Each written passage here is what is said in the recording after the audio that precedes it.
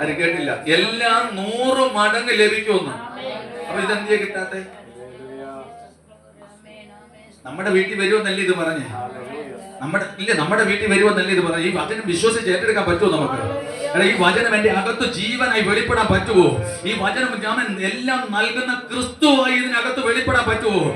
എന്റെ ഹൃദയത്തിനകത്ത് ഈ വചനത്തെ ക്രിസ്തുവായി അതിനെ ചിത്രീകരിക്കാൻ പറ്റുമോ? പറഞ്ഞത് മനുഷ്യനല്ല പറഞ്ഞ യേശു കർത്താവ് പറയാണ്, നിനക്ക് എന്തെങ്കിലും നഷ്ടപ്പെട്ടിട്ടുണ്ടെങ്കിൽ അത് 100 മടങ്ങ് നിന്റെ വീട്ടിനകത്ത് വരുമെന്ന്. എടാ, സമാധാനം നഷ്ടപ്പെട്ടാൽ അത് നിന്റെ വീട്ടിനകത്ത് വരും. നന്മകൾ നഷ്ടപ്പെട്ടാൽ അത് നിന്റെ വീട്ടിനകത്ത് വരും. ക്രിസ്തു നിന്നിൽ വസിക്കുമ്പോൾ അത് നിന്റെ വീട്ടിനകത്ത് വസിക്കുകയാണ്. ഏത് വിഷയത്തിലാണ് നിന്റെ സമാധാനം നഷ്ടപ്പെടുന്നത്? ആ സമാധാനം നഷ്ടപ്പെട്ടിട്ടുണ്ടെങ്കിൽ അത് നിന്റെ വീട്ടിനകത്ത്.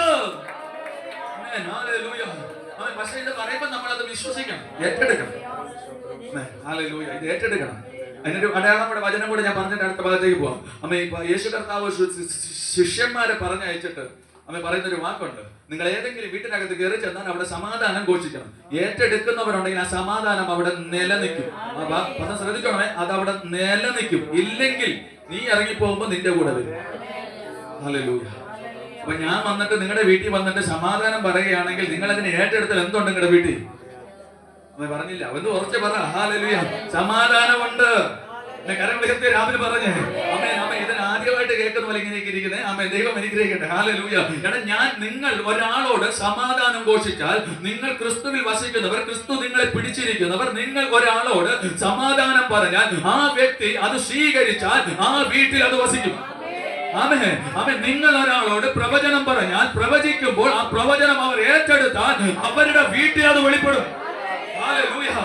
നിങ്ങൾ ഒരാളോട് വചനം പറഞ്ഞാൽ ആ വചനം ആരേറ്റെടുക്കുന്നു അവരുടെ വീട്ടിൽ അത് വെളിപ്പെടും.